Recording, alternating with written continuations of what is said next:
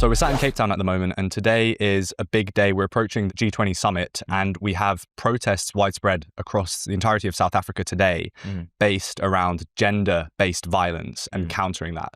Talk to me a little bit about that. I'm an outsider here. What is the big uproar about gender-based violence specifically in South Africa? It's something that has been in essence, I would say an epidemic in South Africa for a very long time. And what the government and specifically President Cyril Ramaphosa has been doing since 2018 is pretty much just give it lip service. And now because he's got this platform, he's paying lip service to an international community. Whereas previously, when it is the state of the nation, he would only do it to the South African public. But since he became the president in 2018, every single year, gender-based violence is getting out of control. Every few seconds in South Africa, a woman is in some way, shape or form assaulted or some GBV that is taking place. And if you think about the first summit that he had in 2018 with regards to gender-based violence, it's almost like it's a running joke in South Africa that whenever the ANC needs to get some form of aid or whenever they want to campaign for elections, then they bring this up because it's an easy thing for them to stand on a principle with, but actually they do nothing with. Because from 2018 till 2025, 30 times Cyril Ramaphosa in speeches have mentioned that they need to fight gender-based violence. And that is 7 years, and every single year it is getting worse. Well, you say they pay lip service to it. That's clearly not working if these protests now today are widespread to demonstrate the impact of women not being involved economically in South Africa. So is this a big turning point, or is this perhaps more people signaling that they're unhappy but not necessarily doing that much to actually rise up against this lip service that keeps on happening? I think the protest is perfectly timed. I think it's, to put it into the global space to talk about what's actually happening in South Africa. Because for the longest time, South Africa was just remembered as a rainbow nation, Nelson Mandela, everybody walking into the sunset. But as we've seen over the last few months, especially since Donald Trump became the president, a spotlight has been put on South Africa. And I think this is something that a lot of South Africans have wanted, so that that the truth can be told and that it's not just this fairy tale and everybody is kumbayaing. I believe, though, that, of course, everybody that is participating in these protests, they've got a valid reason. Because as I said, every few seconds in this country, and remember, 1 out of 9 cases are reported. And from the reported cases, it's every few seconds. So let that sink in. What's the population of South Africa? 64 million, I believe. So not a huge country. No. Every few seconds. And I think I saw somewhere that a woman's murdered every 3 hours in South Africa. Yeah, I mean, it's ridiculous. If so, murders, it's murder is of a woman, it's every few hours. But then abuse happens every few minutes. And if you look at perhaps the smaller details of what gender-based violence defines, then it is every few seconds. Yeah. Well, the big question here, and I want us to really strip this back, is why is this so prevalent in South Africa? It's a great question, but I mean, I think it forms part of a bigger issue that we have. We've got 84 murders in South Africa. And if you look at the police service that South Africa has, the last time I think they evaluated it was 170,000 police officers that needs to patrol 64 million people in this country. When you break it down, not all 170,000 police officers are on duty. You can split that in half. So then you're roughly 85,000. And let's say 30,000 of that is administrative staff that don't leave the police control room. And then ultimately you have, I believe, 1 police officer for every 800 people in this country. So fundamentally it starts there, where nobody is actually scared of being arrested or facing prosecution because so many people get away with it. Well, I've seen lots of comments, especially on my first interview here in South Africa with Aaron Struts earlier in the year. They were all saying that they don't bother calling the police anymore. Yes. Even if they're being robbed or they have been robbed, they call the private security, where there's money involved and there are better incentives perhaps. Yeah. So, but just on that, if I can say that, and it's happened so many times, people only contact or go to the police station to report it so that they can get the number to give to the insurance companies. That is literally the only reason they open a case.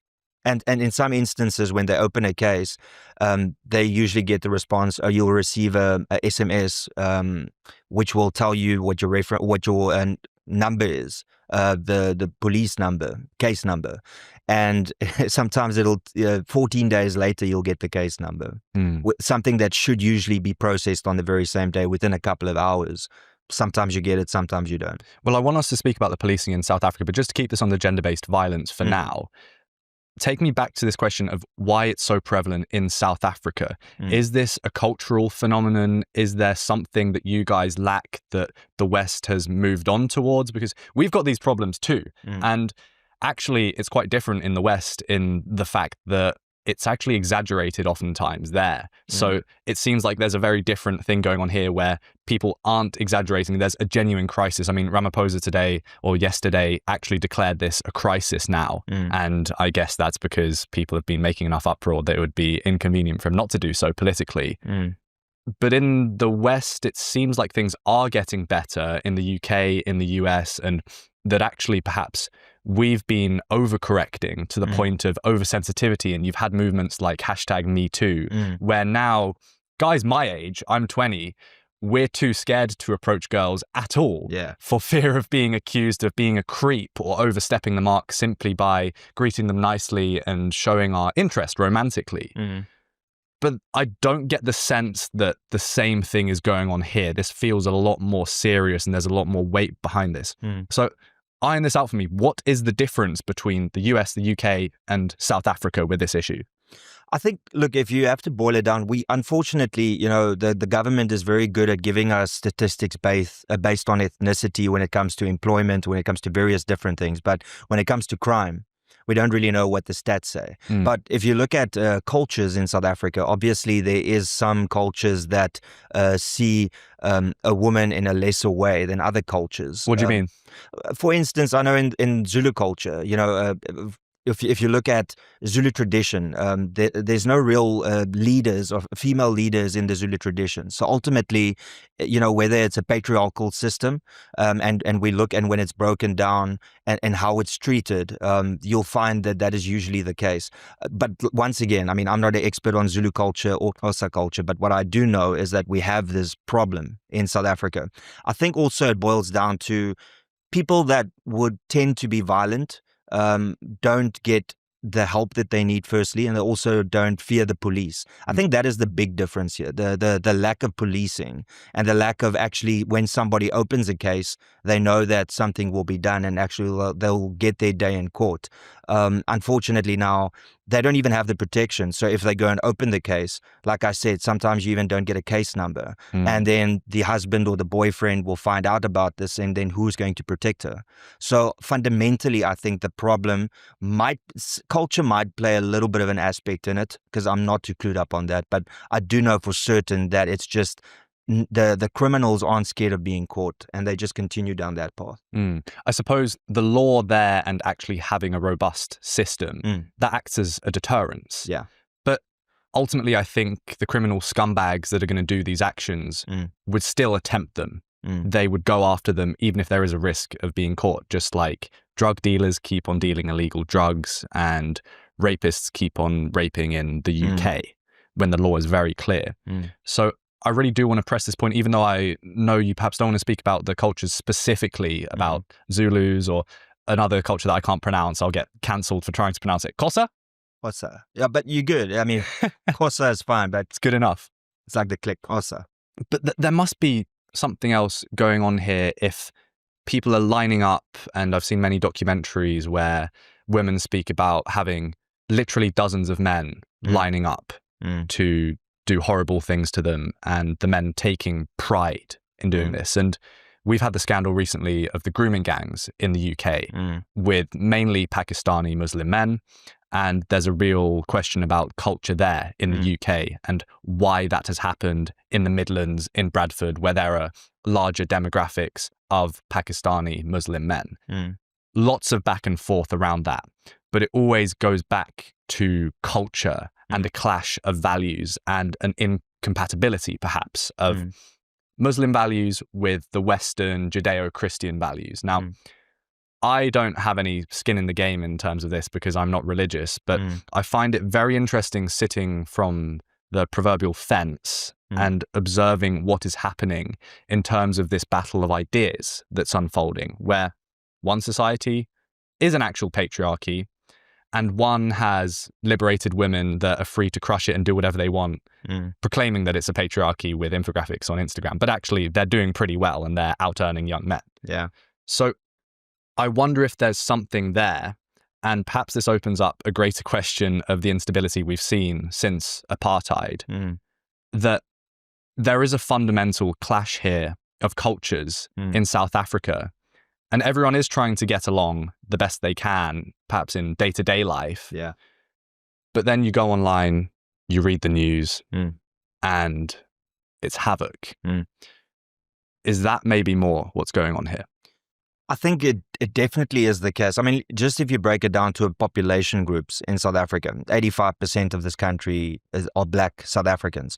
And therefore, when you look at crime statistics, you can analyze based on the population what is actually going on. I fundamentally do think that it is a cultural aspect. It's, like I said, I mean, I'm not too familiar with Zulu and Xhosa culture, but you can clearly see that it is a Black problem because of the population in South Africa. So then we'll have to define what specifically in Zulu culture or Xhosa culture defines the role of a woman. Because I know in Xhosa culture, there's also a lot of things that are being said about praising, you know, the woman in the household. So fundamentally, you know, whether it is a cultural thing, I'm not too sure. But I do know that it is predominantly Black males that is doing this, if you just look at the population aspect of it. And it's a horrible conversation to have. It's very uncomfortable. And especially when you outline people as Black populations or white populations. That's a very alien concept to me as a Brit coming in South out Africa, here. That's how we speak, unfortunately. Yeah. Do you think that's a helpful framing of things, characterizing statistics in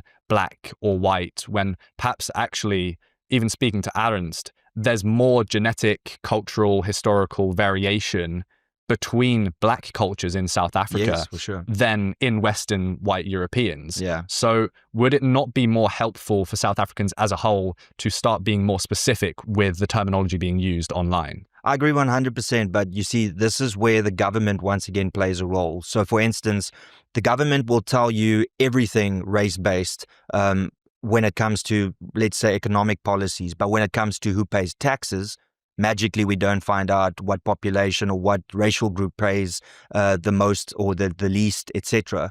Fundamentally, though, because we are a country that is race obsessed, not necessarily the people of the country, but definitely the government, I think it's framing it in that aspect. And unfortunately, it's a consequence of apartheid.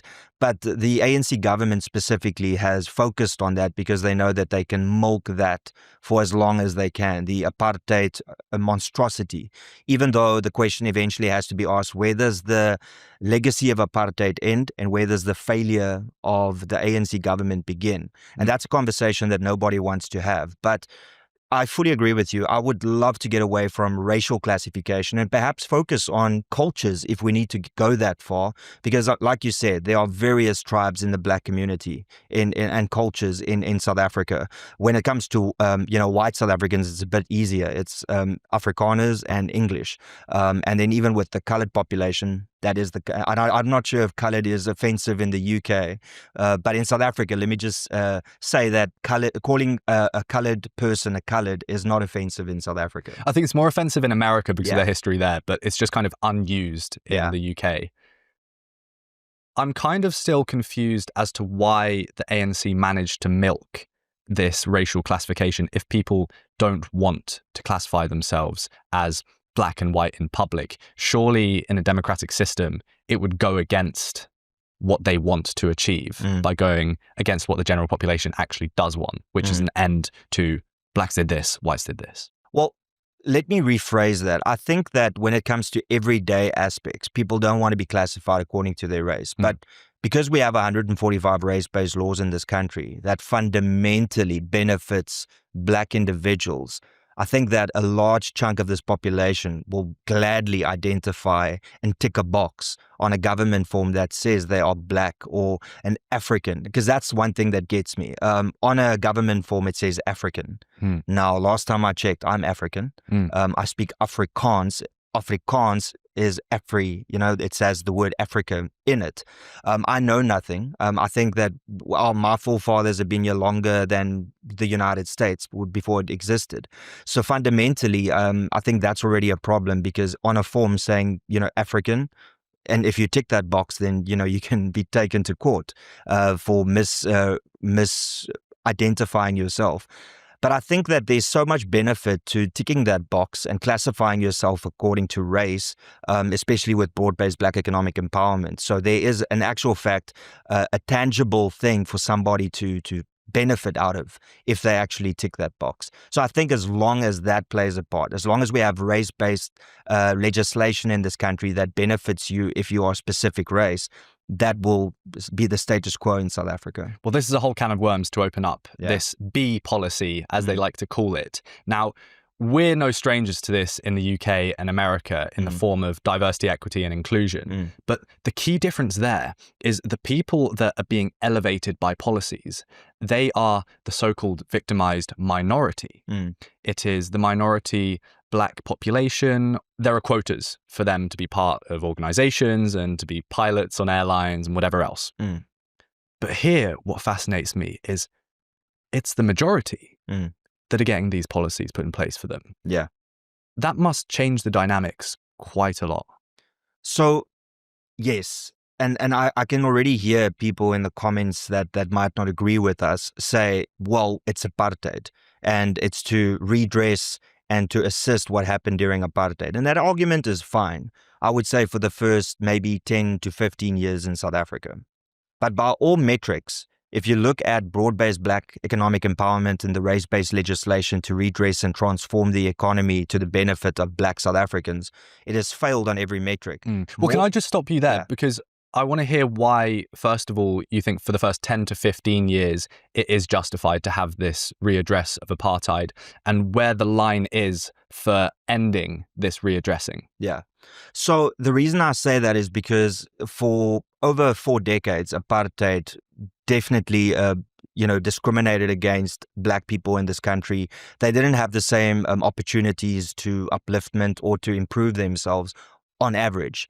So the reason I say the first 10 to 15 years, I mean, look, that wasn't scientific, but what I can say is, unless, at least for some point in time where some form of mechanism of opportunity of upliftment took place. Now, whether, broad-based Black economic empowerment was the right policy to implement that or to do it on race rather than on economic standing, that is something that fundamentally I believe that it should have always been on economic standing rather than race, because we're just replicating what the apartheid system did, but now in a different angle.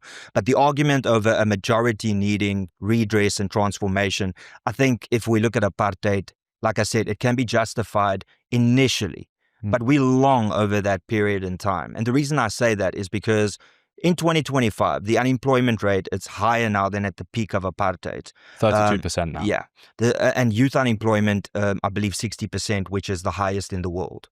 In the Northern Cape and in the Eastern Cape of this country, there are more people unemployed than employed. So there's clearly a problem here. So if this redress and transformation actually worked and assisted Black people, previously disadvantaged individuals, then we wouldn't see these numbers. So clearly these policies aren't working. And since then, we've also got new young white individuals, new young colored individuals that has been born into this country. And now they are facing these race-based laws. Now, the question is, how can the African National Congress justify race-based legislation in 2025 when they so vehemently fought against it during apartheid? And like I said, there are more race-based laws in South Africa now than at the height of apartheid. So there's just no justification. Well, I suppose what they would say is that we need this retributive justice. And the reason that the laws now would be race-based is because the ones that were hindering Black people were race-based too. So to compensate for that, you need race-based laws now. And perhaps the readdress shouldn't have been 10 to 15 years, but it should still be going on, because it's tragic what's going on now with white people saying they can't find jobs because of these B policies. But ultimately, I can imagine if you look at the data, it is the Black population that is still overwhelmingly deprived across South Africa. So talk to me about the argument against this retributive justice, I guess it is, to not keep on going now. Surely they would say what I'm saying, the government here, which is that, look, we had apartheid, race-based policy. So now we need to even that out with race-based policy to make good of the past, of the wrongdoings that happened. But exactly how does that work then? Because if you do that in the current system, then you are doing exactly what the apartheid system did. So, I mean, the ANC has been on record many times saying how terrible apartheid was and the policies, specifically the race-based policies. And now you're saying that it's to reform, it's to redress, it's to transform the economy. But on both sides, nothing is working. The redress policies isn't working. The race-based legislation policies isn't giving a poor black child a better opportunity. It's not giving a job to poor people. In actual fact, it's just enriching the people that are connected to the ANC. So fundamentally, even on a principled standard, you can't be held accountable for the sins of your father. If your father commits a murder, you as a son or daughter can't go to jail for that. But yet our government believes that it's fine to discriminate against young people that had no hand in apartheid. And we can even argue on whether they actually benefited or not. A conversation also that people aren't having is during apartheid, white people were also sent to prison. White people were also under a dictatorship, I would say, of the government that told them what music they could listen to, who they could interact with. I mean, if a white person was found in a township, they would get arrested and they would be beaten. So, of course, we all know that black people had it the worst during apartheid. But don't for one second think that white people were just living their best lives. They were also under a government that if you went against what they demanded you do, then there would be consequences for you. But fundamentally, if we come back to race-based legislation, it's hypocritical, it is not working, but yet the government is proceeding with it, even though it's not working. There was a document that came out recently that said 100 organizations have benefited to the tune of trillions of rands with broad-based black economic empowerment, nobody else. So fundamentally, from an ethical point of view, like I said, you could understand for the first 5 or 10 years, perhaps something. I'm not saying that the policies that they implemented were correct, but I'm saying ethically, you could understand why that needed to happen. But unfortunately, they've squandered that opportunity. And now we are a generation and a half later with young individuals that can now unfortunately say that they're also being discriminated against. So the question is, in 40 years from now, will we look back and then go, ooh, the apartheid regime of the ANC and how they discriminated against minorities in this country? That's the question. I guess what they would say, and not that I would perhaps hold this position, but just to play devil's advocate here, is that this is still closely within living memory and it will be affecting people directly. And there will be an obvious line of causation from apartheid that we can nip in the bud now if we persevere with this. So surely this is kind of our last chance now, the next 2 decades, to make good of this wrongdoing before it does get more convoluted and we're talking about generation on generation of reparations, which is much more like the argument we're having in the UK about slavery reparations from 400 years ago, where it's absurd and it's much more difficult to square that circle because you're trying to account for 10 generations gone having suffered, which makes no sense. Yeah. But perhaps this is different when it is still in living memory and we have this opportunity now to make good of it. But they're already starting to use the phrases of colonialism in South Africa now. How so? Well, they're starting to say, well, it all went wrong when Jan van Riebeeck arrived in South Africa. I mean... 2,000 years ago. Yeah, like 2,000 years. Yeah. Have you seen that clip? Yeah, that clip, the member of parliament. He came 2,000 years ago. It's like, no, it wasn't Jesus that arrived. But fundamentally, you can see the tactics that is being used by specifically the ANC MK, which is Jacob Zuma's offshoot party, and then Julius Malema's EFF, in which they are now already shifting the narrative now to colonialism, because they realized that apartheid was only roughly 4 decades, and they realized that we already 94, so we are 31 years into a democracy. So with the advent of technology as well, mind you, a lot of people don't talk about during apartheid when these policies were implemented, if you wanted to communicate with somebody, you had to send them a letter, versus in modern days, you can send an email and it's instant communication. The same with building houses. Now it takes days, where in the 1960s, 70s and 80s, it would take weeks or a month.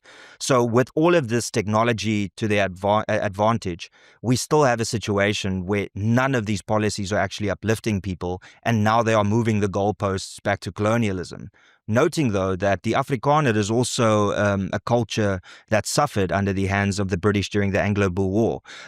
Sorry about that. No, I don't blame you for that. You know, that's the beauty. I don't hold you accountable for the sins of your father. And neither am I a victim in that, because, you know, I wasn't part of that. And fundamentally, that is the point. It's, I don't want young South Africans to suffer because of something that their fathers or their grandfathers did. And we can fix this very easily. We can remove all the race-based legislation and just replace it with economic standing. The moment you do that, the overwhelming majority of people that's going to benefit is Black South Africans. But you're not going to miss an underprivileged white or colored individual or Indian individual that can't benefit from these race-based legislation. Fundamentally, that is the right way to do it. So the question is, why is the government not doing it? And you mentioned an interesting point, because the government consistently say that this is not retribution. This is not to get back at white people.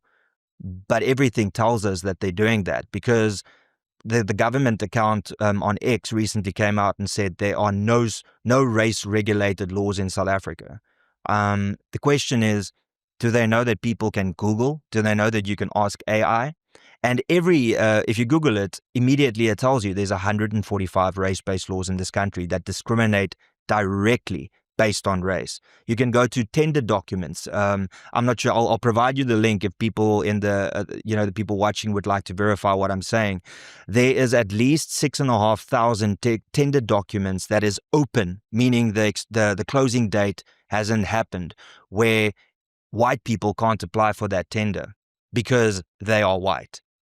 Now, tell me fundamentally whether that is right or wrong in 2025, 31 years after we became a democracy. Well, there seems to be more of an international outcry, more against the government and Ramaphosa himself. Yeah. And you see this with the gender-based violence stuff. That seems to have gone pretty viral. And I have friends hearing about it that aren't in South Africa and have nothing to do with South Africa. Same goes with, obviously, the incident that unfolded earlier in the year with Trump in the White House and Ramaphosa pulling up the video of the farm murders and exposing him for that.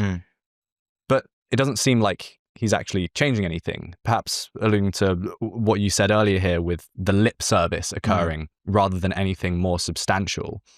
So the G20 is coming up. We're recording this the same day that it's being posted, so we can keep this nice and topical. We've got all the nations coming in.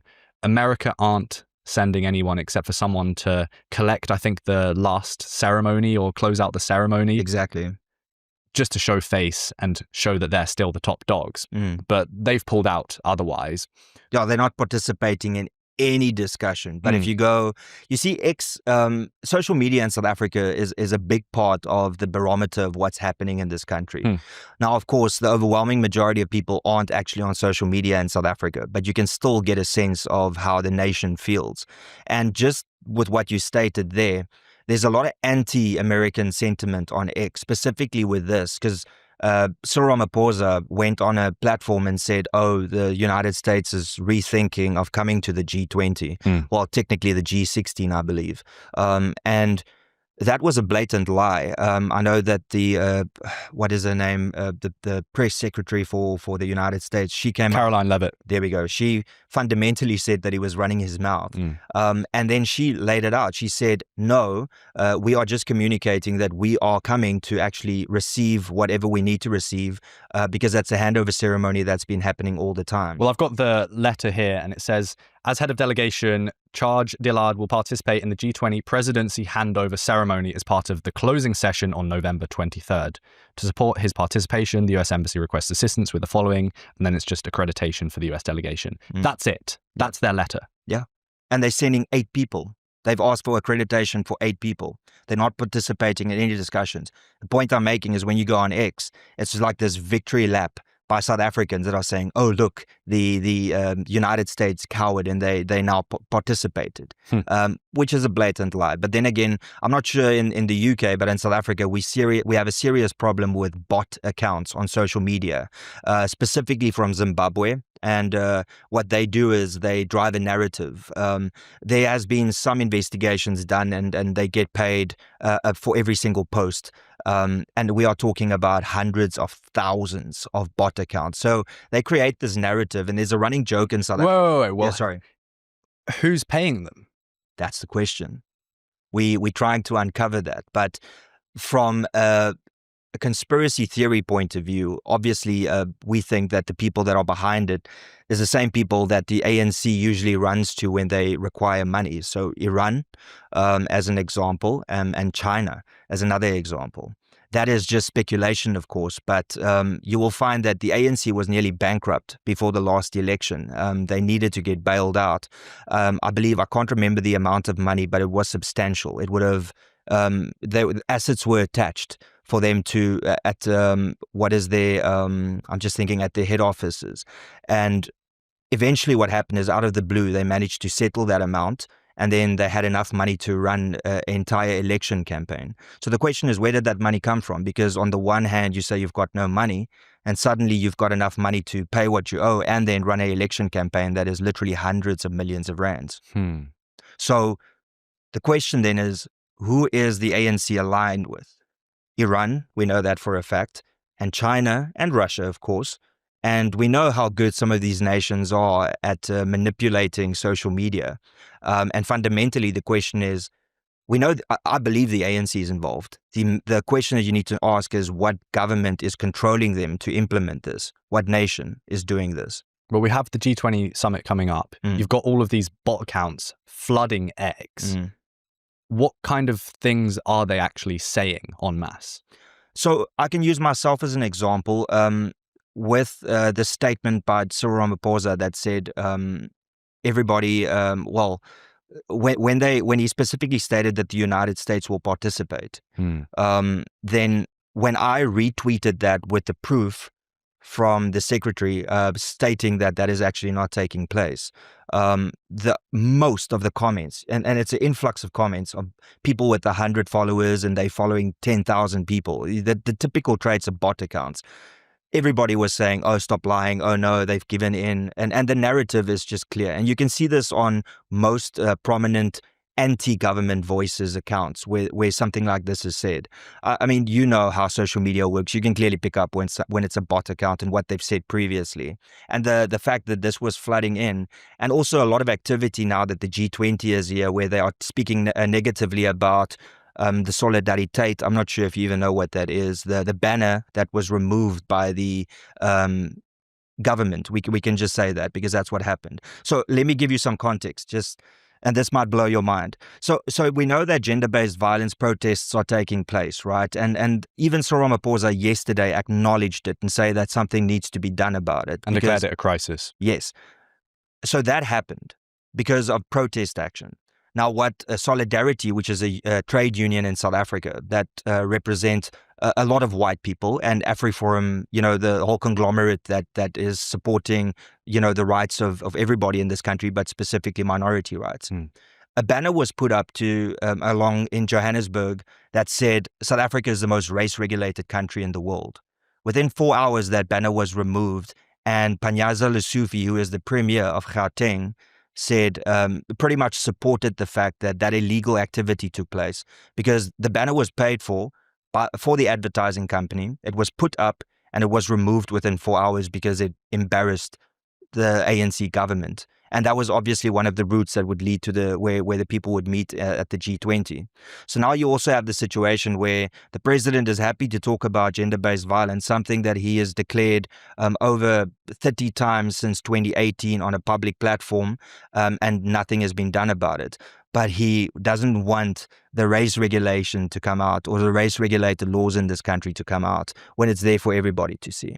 So fundamentally, you can see that there's something behind this that is protecting the government and trying to portray this image of, oh, South Africa is united, everybody's happy, everybody's being treated well, when in actual fact, we all know what's actually happening in South Africa. Does it worry you, the rise of these bot accounts on the internet? I can imagine as things unfold and they get better at masking the fact that they are bots, you're going to see more planned cancellations where people get deplatformed just by virtue of someone pulling a trigger and chucking a bunch of money at a bunch of people in Zimbabwe to create accounts. Well, that's what happened to me, fundamentally. I was a member of parliament, and then a video from 15 years ago in which I used hyperbole to talk about the double standards of racism in this country. Then I used the K word and the N word to illustrate a point because it was talking about kill the boer. So I was talking about how a political party individual could sing a song like that about killing people. And then I said, imagine what would happen if I said kill all the Ks, kill all the Ns. Of course, it was to illustrate how absurd it is.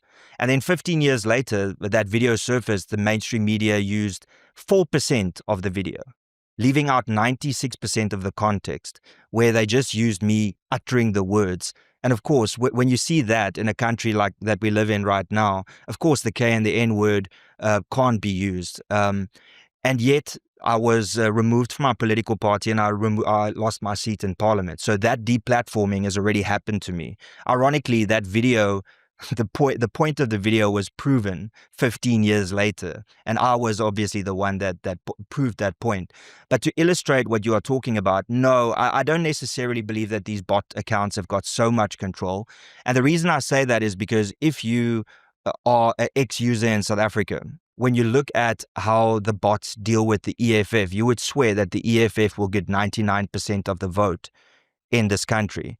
And then when the actual voting takes place, then, the silent majority comes out. So I do think that they can shape narratives, but ultimately, though, I think that at the moment, it's not that big of a threat. It's just, you can see it, you can spot it, and it's a little bit sickening to see that the government is behind this, in my opinion, because who else would praise a government with the highest unemployment rate, one of the highest murder rates? Who would do that without getting some form of compensation for that? Yeah, well, I love getting the microscope out and analyzing all of these different cultural components here in South Africa, because usually when I'm doing podcasts in the UK or the US, there are things that I've picked up on that are clear patterns, and you can drop them into conversations and use them interchangeably because it's objective data backed. And there are certain trends that I'm aware of through my knowledge that have unfolded the last 10 years, 20 years in terms of social media, as an example.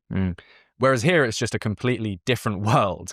And I think there are a few things that are coming your way, unfortunately, flushed down the toilet from us. And vice versa, we've got a few things to learn from you guys that are perhaps coming our way. And this is why I really appreciate chats like these, because it's an opportunity to learn. And this is the whole point, right, of doing what we do, is sharing ideas, stress testing them, and ultimately trying to pave the way for the future. And what I see in the West is that this is a lot more of a pressing concern in terms of how social media shapes narratives. And people are at the mercy of the online world more than ever, to the point where the online world used to reflect reality. You would report on a news channel at 7 p.m. when everyone was sat down with their supper in England on what's gone on during the day, right?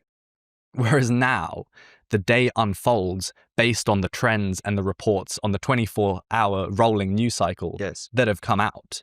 So now, social media isn't a reflection of reality. Reality is a reflection of social media in the West. And that is fucking terrifying. Because reality, sorry to state the obvious here, is much different to an algorithm-driven system that thrives off of engagement and negativity bias and hateful content from either side, because you're going to get more clicks. I don't know where we're going in the West, but at the moment, I'm not optimistic. I'm not seeing the glass half full the majority of the time, because as soon as you let yourself be at the mercy of these algorithms and let that shape what you're doing for a career or politically, or the infographics you're posting online, you're fucked. Things aren't unfolding in real time, and they're shaped. So I'm glad you don't think it's as much of an issue here, but I wonder if you can see, perhaps as there's more international outcry against Ramaphosa and the ANC government, and there's more domestic outcry against it too, if there's a slip on power there, do you think these mechanisms would come into play more with the social media and the news channels? I think the more people in South Africa that joins get access to the internet and join social media, I think it might play a bigger part. But then again, we're very lucky in South Africa that the alternative media in South Africa has built up a strong following. I think mainstream media is clearly very biased and the mouthpiece of the ANC in essence. We are actually very close to one of the buildings of one of the biggest media houses in Africa, and they clearly drive a narrative. They do debunking articles where, in actual fact, in their articles they are blatantly lying, and you can prove that they are lying. An example, quickly, is that they say that the refugee program is only open to white Afrikaners. Blatant lie. If you go and read the actual document, it clearly states minorities. Now, that includes colored people and Indian people. So I'm more concerned over mainstream media having the leftist slant that they have rather than social media and the influence there. Because you rightfully said, we have gone from mainstream media giving us a neutral point of view and then social media talking about it. Now what is happening is news break on social media and mainstream media tries to catch up and then report on it with a little slant. Added to that, of course, I mean, we survived Bell Pottinger thanks to, the guys over in the UK with the white monopoly capital slogan. I'm not sure how familiar you are with this. Bell Pottinger was hired in essence by Jacob Zuma and the Guptas to come up with a tactic in which they could make it seem like white people still own most of everything in this country. And then they framed it as white monopoly capital.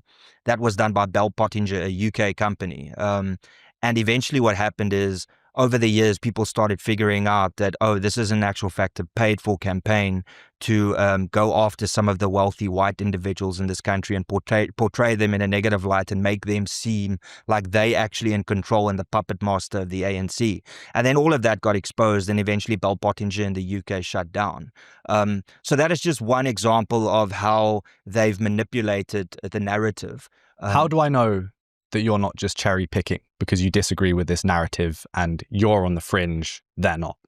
Well, you can go and read from various different sources. If you're talking specifically about Pottinger, I mean... Not specifically, more in general in terms of the shaped narrative that's controlled by the ANC. Well, I mean, you can just look at the facts. If you doubt anything that I've got to say, then you can go and actually read it. Unlike the ANC that has... And the reason I don't call it the GNU, just, in case people wondering why RENALDO isn't referring it to as a government of national unity, is because the ANC hasn't changed anything. They're still the biggest party and they are still implementing their policies. Some of the other political parties in the GNU is just happy to be along for the ride because for the first time they have a ministerial position. But fundamentally, you can go and check what I'm saying here and use various different sources to find out whether what I'm saying is the truth or not. Like I said, the government is denying that there's 145 race-based laws in this country. If you don't believe me, ask Grok, ask OpenAI, which is the polar opposites of one another, and you will find the answer there. So to answer your question, just fact-check me. What do you see going forwards as the cultural landscape for the media world, specifically alternative media, perhaps, in South Africa? I think the role of alternative media would be to hold mainstream media to account.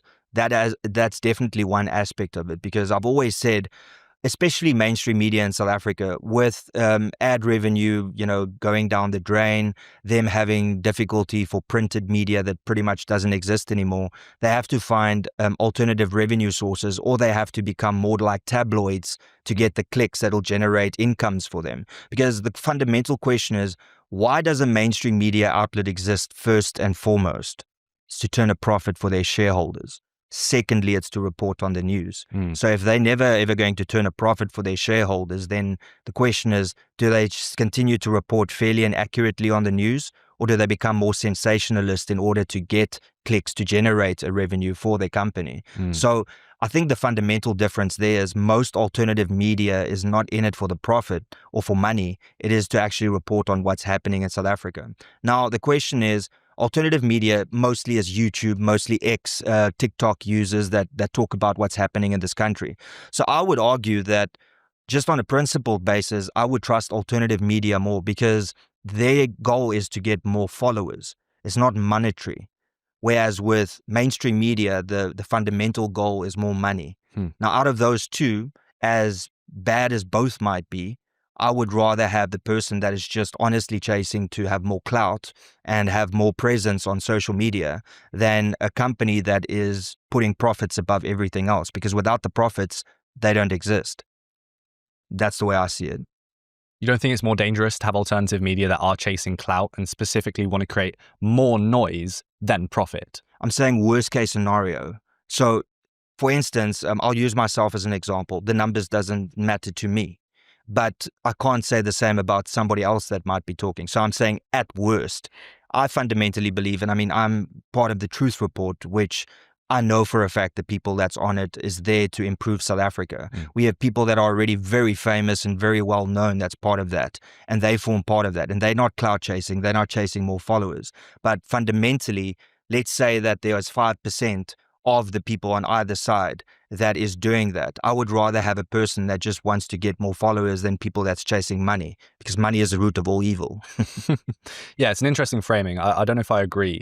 Okay. And I think that the danger is when people proclaim to be truth seekers, and this isn't necessarily directed at anyone at all, but generally speaking, you've had this emergence of truth seekers, so to speak, where they're free speech channels and it's free speech for me, but not for thee. As soon as someone does something that goes against their narrative and they finally flip the tables, they're not too happy about it. And you've seen this in the UK recently with Israel-Palestine debacles unfolding, where famous singers and artists have gone up on stage and they've chanted, I think one of them was Death to the IDF on stage. I can't remember the name of the singer, Bob Dylan. And it was this whole thing. And that guy, he's a prick. I really dislike him from everything I've seen. He's clearly not sensitive towards the issues actually unfolding. He's clearly pandering to his audience, and he's doing what you're saying, which is clout chasing. But, and I haven't made my mind up about this, I don't think he infringed on the free speech that we at least used to have in the UK. Yet all of these right-wingers that are truth seekers, ardent free speech activists, they came out crying, asking for him to be arrested and deplatformed. So I do worry about the framing of truth seekers and alternative voices that are now going away from the evil mainstream media and paving the way forwards. Because if there's one thing that's more dangerous than someone who admits they don't know, it's someone that thinks they know, or that are telling people that they know or enacting in a faithful manner, but aren't. Because there's the element of deceit there. Yeah. Well, fundamentally, I will say that I'm a free speech absolutist. Can't speak for everybody, but I mean, he's allowed to say whatever he wants. Look, I mean, there's clearly hate speech, is, you know, especially if you live in a violent country, then you have to consider, you know, what somebody says and how that can impact. For instance, kill the Boer. That is a clear instruction to kill specific cultural group. So I believe that, for instance, Bob Dylan, I think it's fine. He can say whatever he wants to say. What it boils down to, and I mean, you guys are going through it in the UK. I mean, that is on another level. People getting arrested for social media posts. It is absurd. And at least we still have that freedom. At least I still have that freedom in South Africa, even though cancel culture came for me. Fundamentally, I believe that it's rather to have all of this out in the air and you can see where people stand rather than keeping it behind closed doors. So fundamentally, I believe that freedom of speech, unless it is really an incitement to kill somebody or to kill, you know, that will lead to the death of people, I believe you should be allowed to say whatever you want to say, including a word. Because here's, I'm not sure if I'm going to go a little bit off track, but I think it's important just for context. The old South African flag is banned in South Africa. The Constitutional Court banned it and called it hate speech. Now, let's break that down. It's a piece of cloth, right? Kill the Boer, kill the farmer. Went through the same Constitutional Court, and they said there's no problem with that. We can sing it. It's an old struggle song. Question is, what struggle is there in 2025? So a piece of cloth is banned, but people actually inciting violence or asking for people to be killed is 100% fine.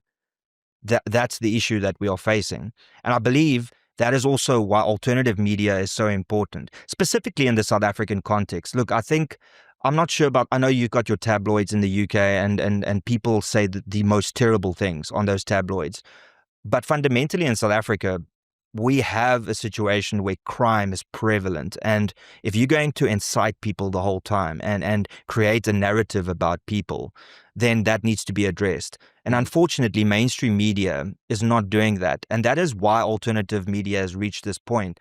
And I can say without a shadow of a doubt that the overwhelming majority of people in the alternative media space just report on the facts, what mainstream media used to do.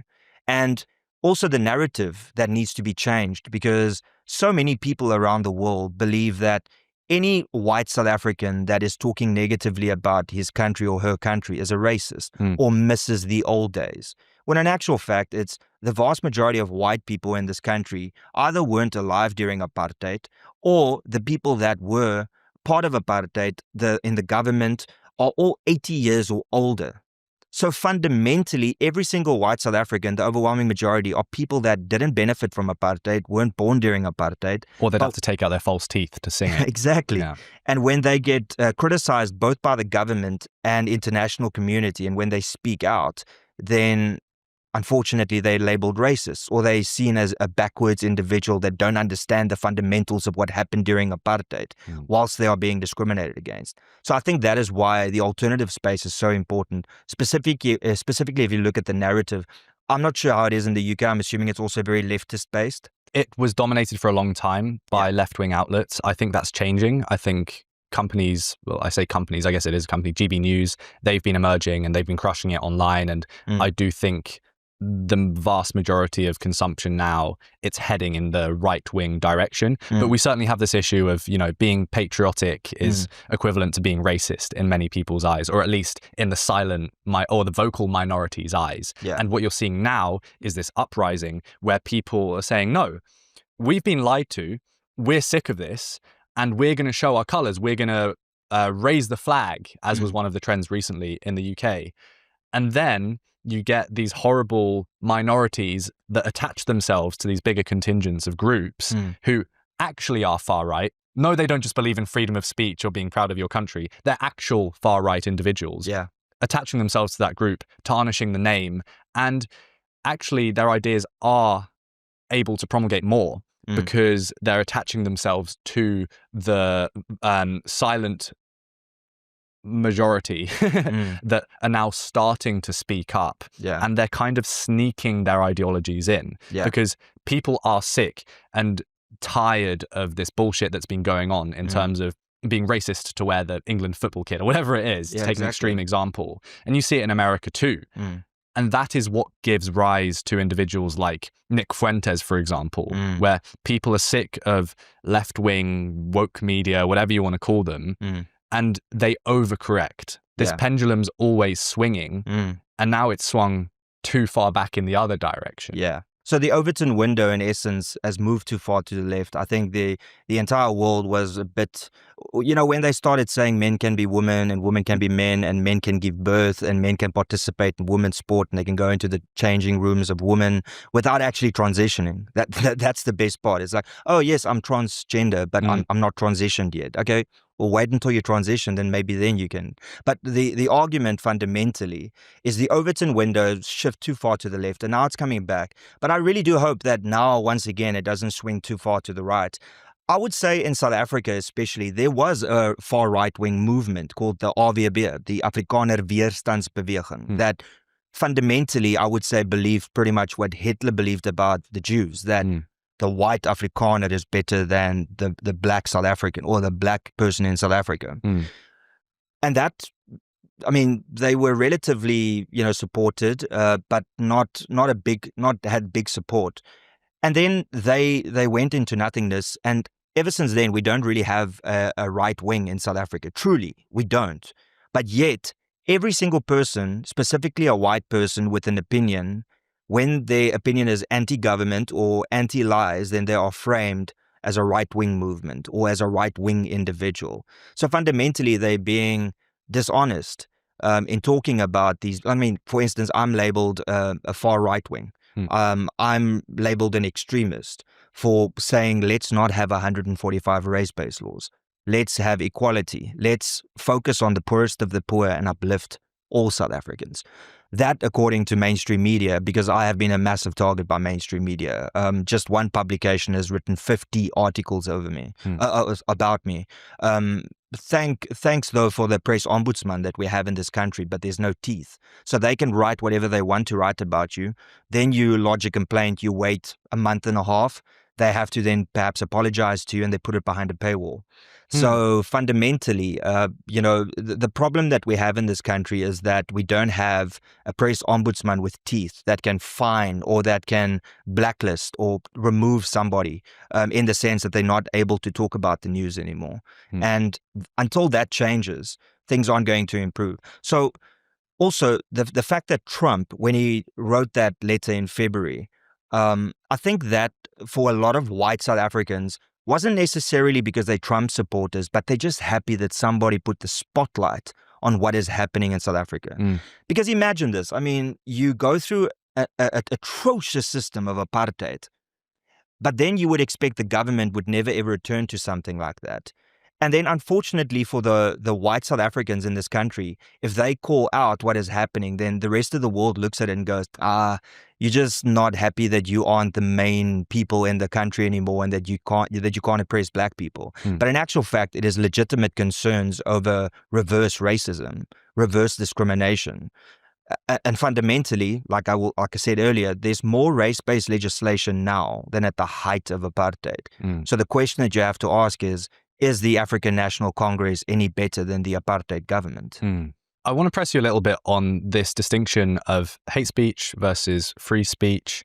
You say you're a free speech absolutist, but that kill the Boer should be banned. Yeah, look, I need to take that back. When I say the free speech absolutist, I would refrain and say I believe fundamentally in free speech. The only thing that would prevent me from allowing that free speech is when it is an incitement to kill or to cause physical harm to anybody. For instance, shouting bomb or there's a bomb in a cinema. And as an example, that is the only reason. Other than that, I believe that you should say whatever you want to say.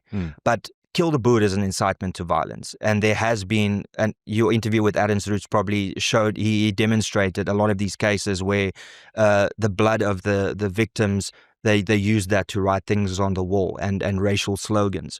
So, I mean, clearly there is a causal relationship between singing the song and actual victims. So when it comes to that, so I do retract that statement, not perhaps an absolutist, but 99%, I would say. I want to have the uncomfortable conversation without being one of these gotcha mainstream journalists that bring stuff up from 16 years ago.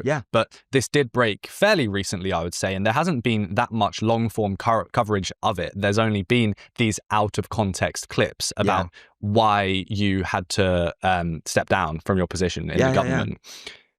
Do you think that that's not similar, what you said, saying kill the K-word, kill the N-word, to kill the Boer? Should that not be outlawed too? And actually these 50 articles about you are justified?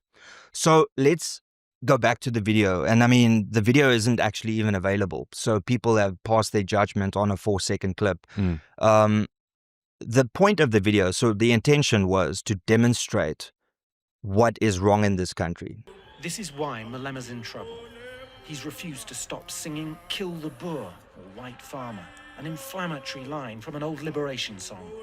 I didn't come here to be Come out! And he's lashed out at his critics, kicking a BBC colleague out of a news conference, then defying his own party. Bloody agent! And yet, many still believe Mr. Malema is being groomed to fill some very big shoes. And that was in 2010. So that is when Julius Malema was still the youth leader of the ANC. He came out publicly for the very first time and sang kill the Boer, kill the farmer. So it's the first time in our democracy that song was sung. So I understand now people are desensitized to it. It was fresh then. Fresh. It was the Soccer World Cup year. People were supposed to unite. So we also had that moment of perhaps this is our 1995 moment again, because we also went through a dip as a country and we needed that unity. And then out comes this politician that is the youth leader that is supposed to be the youth of this country. And he sings a song, Kill the Boer, Kill the Farmer, in the rendition that he did. I mean, it's not the W Buno, I believe. It's not similar to what Jacob Zuma used to sing. So he comes out and sings this. And then I look at this and I go, but this goes against what we are trying to achieve as a rainbow nation moving forward. And I was a little bit more liberal back then than what I am now. I would classify myself as a conservative now. And then fundamentally, I made the video and I said, how would you as a black individual feel if I had to sing, kill, and then I used the terms? It wasn't directed at anybody specific. I didn't say Julius Malema or the ANC. I used it as a hyperbole.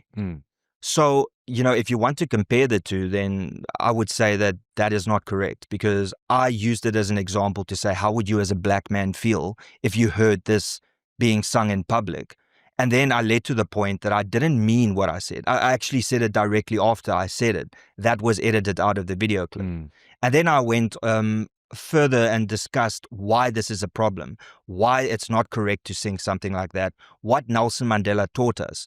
So fundamentally, if you watch the video, you can see that it didn't come from the same place as where Julius Malema's version of singing that song came from. So yes, but also remember, in 2010, when the K word was used, and the reason I used the N word is because back then, a lot of my audience were from expat countries. So the United States, Australia, Canada. And I used the N-word specifically to illustrate to the people overseas what I'm talking about. So that illustrates my point that it wasn't targeted at black South Africans. It was to illustrate what we are experiencing in this country. So that was fundamentally the point of it. And then in 2010, like I said, mainstream media referred to the word when they were talking in their articles, whether it's a news story. Let's say there was a racist incident that took place. Then they would use the word. They would say, this individual het vandag, and then they would say the word. So also, you are judging me on a different period in time when that word was, of course, you shouldn't have used that word to direct it at somebody, but talking about the word and using it as hyperbole was perfectly normal. That video featured in 2010 on Third Degree, which at that point in time was the most prominent South African political channel. And that video was available for 3 years. It had 100,000 views on the video. Nobody ever complained about me using the term. On Third Degree, the host that is very well known for attacking politicians and targeting people that she believes is racist didn't bring it up once. So then fast forward, I removed the video subsequently because I could see that the Overton window was shifting and that you could potentially be cancelled now for the words that you uttered. And then eventually we are now, I am a member of parliament for a month, and then this comes out strategically out of nowhere.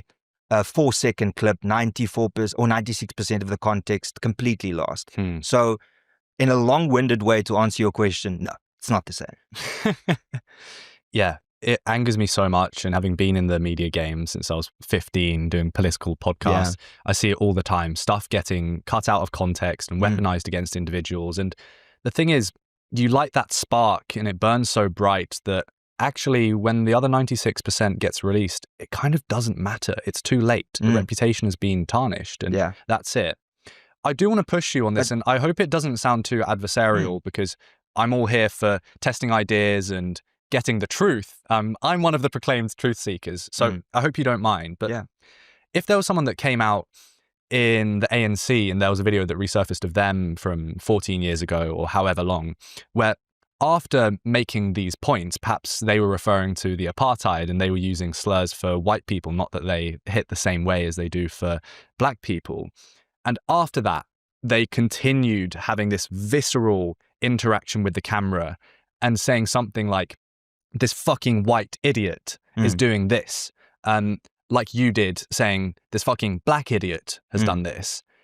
To me, if I was a South African, I wouldn't want them in government. And I think that follow-up there, charged with that visceral emotion and clearly not alluding to anything like the first statement did of making this comparison with kill the Boers and kill the K-word, kill the N-word, that tells a story for me.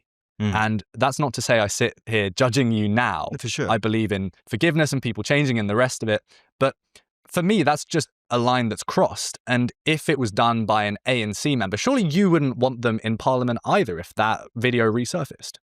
Well, fundamentally, look, I get where you come from, but then with that point, then you can never ever grow as a human being. So forevermore, for evergreen, we can use things in the past against people, even if they've grown, even if they fundamentally changed. And, you know, if I look at the video now, of course, I would not have used the K or the N word, but I think it's also a little bit different because in the South African context, you know, we refer to white and black.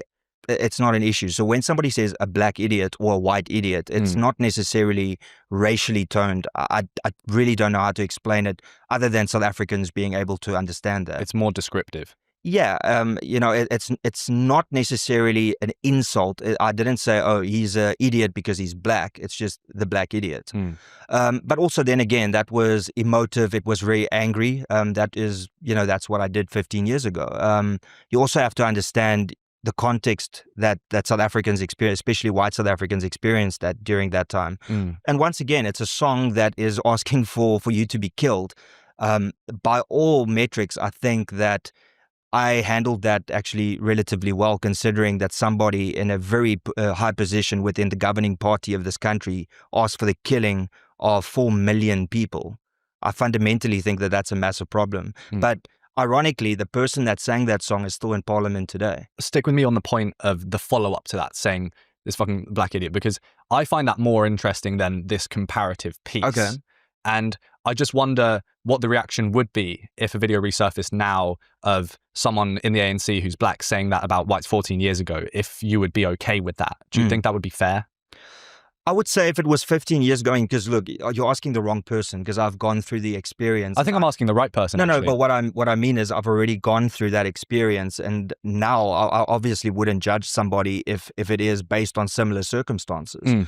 However, I mean, I had an interaction with the Minister Gayton McKenzie now, where I brought up his criminal history in the lead up to the elections, and what has happened with me definitely humbled me in realizing that, hey, I mean, people grow and people change. So you can't necessarily also just keep on judging people for something they said many, many years ago. Since that, I've gone through an entirely different process. And also, you know, I was a young individual. So if people want to play this game where we're going to cancel people for things that they said 15, 20 years ago, then, you know, I think everybody's going to have a bad time, especially with the fact that we live in an era of social media where people can take whatever you say out of context. So if people want to play this game, then they can play this game. They literally took me at my worst moment in the worst situation that I was in, and fundamentally still took me out of context in order to make sense. The publication that took me, that reported on that, they had to apologize to me, but the damage was done. They breached, I think, the press code on 4 instances, and they eventually were kicked out of the press ombuds or the press council. So the damage was done. And to answer your question, I would seriously look at somebody like that and then look at what they've done subsequently. However, ironically, there are people that 15 years ago said those type of things, and they still say it to this day. Well, the chants of Kill the Boer is a good example. That's one example. We've got Andile Mnatama that he was part of Black First, Land First, and now he's part of Jacob Zuma's Mkhonto weSizwe party. He famously said, for every one black person, we will kill 5 of them. Out of nowhere. I mean, nobody actually made, I think it was Johan Rupert that just made a tongue-in-cheek comment about, you know, the taxi industry and how they need to be taken to task. Also that the fact that they don't pay tax. And then fundamentally, he came out and he said, for every one of us they kill, we will kill 5 of them. And then he said, we'll kill the dogs, we'll kill the cats, we'll kill the women, we'll kill the children. That was, I think, 5-6 years ago. He's a member of parliament. He's in parliament right now. And then, of course, every EFF member of parliament that we have, that is also at every rally singing kill the boer, kill the farmer. So once again, it boils down to this double standards of racism that exist.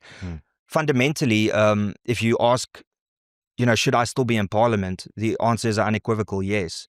Because what I've done since that video in my community as a ward councillor, you know, building up to becoming a member of parliament, I think when you look at the action rather than, you know, what mainstream media would want to tell you, it is a clear answer. As an example, I was the ward councillor in the most diverse ward in our metro, and I received 94% of the vote. So the question is, do I regret saying the KNN word? Yes, I can sit here now, especially with the Overton window where it is, and say, that wasn't a great idea. I could have used a different way of approaching it.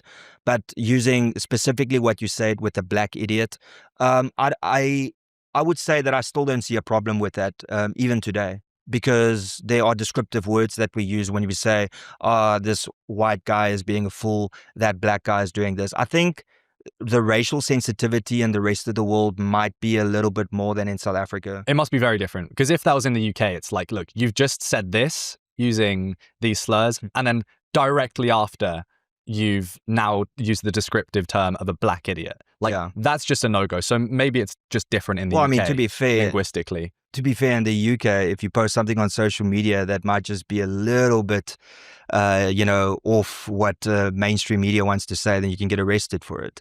So I think you guys are a little bit in a worse place than what we are at the moment when it comes to social media and the government interfering. Definitely with the government interfering with social media. I'm intrigued about the fallout from this, with tens of thousands of people signing a petition to have you resign and then you subsequently stepping down. Talk to me a little bit about what that was like, that whole situation unfolding last year. So you go from the absolute high of being elected as one of the 400 people to represent South Africans. And I did it on merit. I didn't lick one ass. I didn't kiss one ass. I did it on my own way. I had a YouTube channel that was, I would say, controversial because I was calling out what is happening in this country. Everything that you technically in South Africa should not do to become a member of parliament. And then, yes, I think I vividly remember that I was actually at the president being sworn in ceremony, and the planes and the helicopters were coming over with the South African flags, and I received this message, did you ever use the K word in a video? And I was like, no, I can't recall, because I've made like 3,000-4,000 videos, and I mean, this was 15 years ago. So I said, no, I'm not, I can't recall doing that, and then they sent me, I said, can you please send me the clip? And the journalist refused to send me the clip. And I was like, well, then I don't have a comment. If you're seeing something, maybe it's AI. And then, of course, that was taken way out of context after the fact. It's funny enough now with AI, you can create everything you want to. But a year ago, that was like just before you could do all of these things. Yeah. So then I got the messages. The journalist, ironically now, is part of a political party here in Cape Town. No corruption there whatsoever. But I looked at it and I was like, no, I don't know. And then the fallout started happening. They're saying, we are going to print, you need to respond or else, which also meant that it broke the press council's rules. You have to give adequate time to respond. Yeah. And because I wasn't at home and I couldn't go and check what this video was, and the journalist refused to share the information with me, which in hindsight, I know now why, because he snipped it to that 4-second clip. Yeah. But when I got home a couple of hours later, because I had to fly from Johannesburg back to where I'm based, I saw the video and then I immediately shared it with my political party, which they were aware of this video in 2013 already. Wow. And I'll get to that. I'm sorry if it's a very long story, but I want to make sure I cover it. I immediately told my chief whip in Parliament. I sent it to Helen Ziller, and I sent it to John Steenhuisen. Those were the 3 people I sent the video to. And I said, here is the video. You are aware of it. We discussed this in 2013 when I was part of the Young Leaders program. And then it went dead quiet after that. And then, of course, the news broke. And then I understood why he didn't share it with me, because they uploaded the 4-second video clip without any of the other context. And then, what subsequently happened is mainstream media had a field day. There was a lot of people that obviously defended and said, but where's the whole video? Play the whole video so that we can just have context.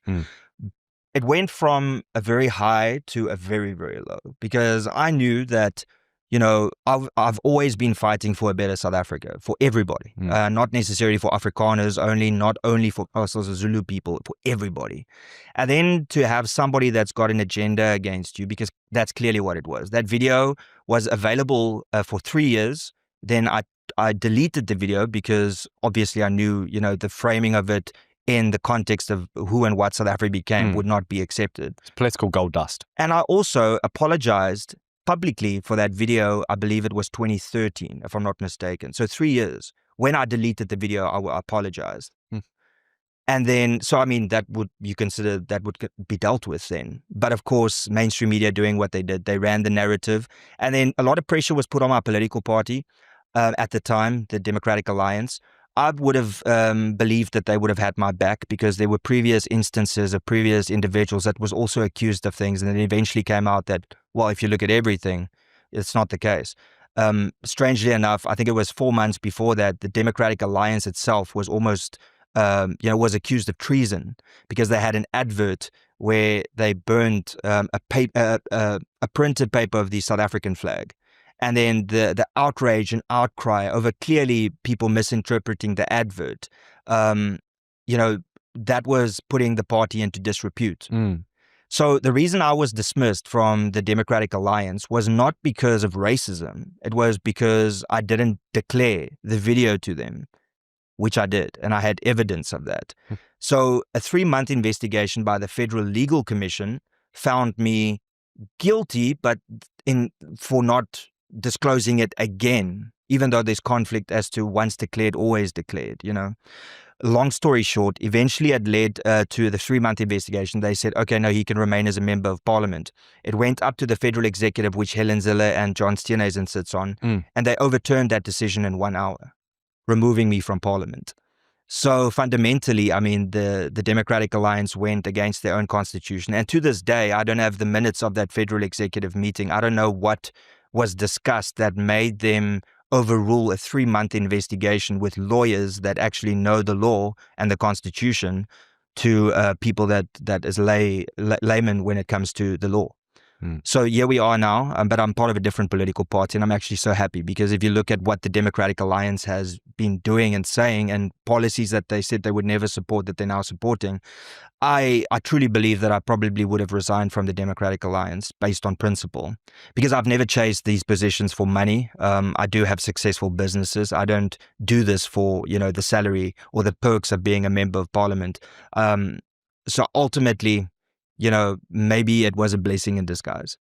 Well, you said before, I don't see how I can defend the Democratic Alliance today based on what they've become. Yeah. So that certainly holds true. Yeah. We're running out of time, but I just want to end on a more general point based on everything we've discussed today and perhaps the more topical issues of gender-based violence and, although of course that's an evergreen issue too, but specifically being spoken about right now and the G20 coming up. What do you see unfolding in the next few months in South Africa? And what are some of the key takeaways for people at home listening, either in a different country, lessons they can learn, and direct action points for South Africans? So I believe that the G20 is where the government is trying to portray South Africa as something that it truly isn't. And that is exemplified by the fact that 100% legit banner that was put up legally was ripped off within a couple of hours because they don't want to talk about the dirty secrets. So I think the G20 is for South Africa, specifically for the ANC government, to try and get some credibility back. I don't really think that they care about changing anything because Cyril Ramaphosa himself said that he's willing to step down after the G20 as the president. But then the question is, who's going to replace him? Because everybody that is currently maybe in line to take over from him has got a rap sheet of alleged corruption or is involved in current cases of investigations of corruption. So the ANC is not going to get better. The ANC is only going to get worse.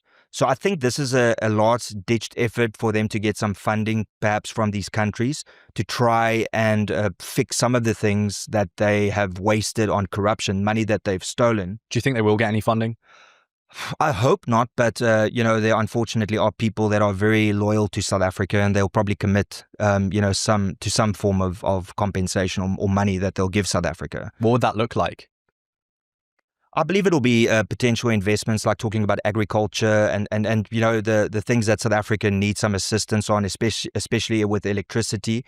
Finally, we've had 1 year without load shedding, but I'm too scared to think of how much money we spent on diesel. Because those are always the things that they keep aside. Hey, we kept the lights on, but it cost you 4 times as much, or cost the government 4 times as much. Something that I would like to tell people is that the ANC has been in charge of this country for the last 31 years. On average, if you look at how much money they've received from taxpayers and money to spend back on people, it's 33 trillion rand. The question I have is, if you look at the state, look, I mean, we are in the Western Cape, which is run better than any other province. If you look at the state of the Eastern Cape, Gauteng, the Free State, KZN, can you say that 33 trillion rand has been spent? No. Unequivocally no. Because the infrastructure is worse now than what it was during apartheid. Service delivery is worse now than what it was during apartheid. And the reason I'm giving you the example is not to say, hey, apartheid was good. I'm saying apartheid was atrocious, specifically for the vast majority of black people. But yet black people still find themselves in terrible conditions. This is the big thing. Exactly. So they don't have access to drinking water. They still have to take a shit. I'm sorry, but I have to say it because that's actually how crude it is. They have to take a shit in a pit toilet. So where is this money? Where are the hospitals out of this 33 trillion rand? Where are the schools? Where are the power stations? Where is what a government should have built to accommodate both for population growth, but also to make their citizens, take them out of poverty and give them a middle class or a better life? There's none of that. So the G20 or the G16, I believe. Let's call it the G16. I think it's for the ANC is trying to save face, and especially with the United States and Donald Trump coming so hard and exposing what's actually... Look, Donald Trump has said some stupid stuff that isn't factually correct. There isn't a white genocide taking place in South Africa. But if you look at Gregory Stanton's stages of genocide, we're already fulfilling 8 out of the 10. And he is an individual that has looked at a lot of genocides and has looked at the patterns. So there isn't a white genocide. But remember, a genocide doesn't just happen. There are steps that eventually lead to it. And I can definitely tell you that if politicians sing openly about the killing of people, I think people should take note around the world. So the G20, the ANC to save face. Hopefully they don't get a lot of money because that money is just going to go into the pockets of cadres. And broad-based black economic empowerment will benefit from that, which once again, it's a small elite group of people that benefit whilst the vast majority of people still live in the poor conditions that they live. So that is very important. And I would ask the audience to also just go and check out the 145 race-based laws in this country. And it's very easy. There's a website. You can go to racelaw.co.za. Now, there is one that says race laws with an S, and that's already a paid-for propaganda website to say that whatever you just saw on the other website is a blatant lie. So go to both websites and check out. Thank you so much for your time, Ronaldo. There's so much to discuss, and I always feel like I'm coming in short, even with Ernst as well. We ran for 2 hours, and there just wasn't enough time because this is all so complex. Yeah. So I'm sorry to try and fit so much into this conversation. Thank you so much for having me, and thank you for the questions. I really do appreciate it. And anything that just puts a spotlight on South Africa to, for people to do the research. I think most South Africans are happy, black, white, colored, Indian, that is against the African National Congress and against this government, is happy that a spotlight is being shone on South Africa. And if people that's watching this are interested in South Africa, I beg you to go and fact check everything that I've said. And if you find one thing wrong, call me out, by all means. But that's one thing that the government won't do. The government and mainstream media won't hold themselves to the same standard as what people hold, alternative media individuals. So fact check me. I beg you to do that. And then go and check out the race laws. And then the government itself said that there are no race laws in this country when we've got broad-based black economic empowerment and other 144 race-based laws. That tells you that the government is lying, not the alternative media. Where can people find more of your work? You can find me on YouTube, RENALDO GOUWS. I've got 200,000 followers there. I talk every day about what's happening in South Africa. Then the same with TikTok, the same with Facebook, and X, which is my favorite hangout place because it's just absolute shit that goes on there, and I'm there for it. I love it. I hate it. I stay off of it.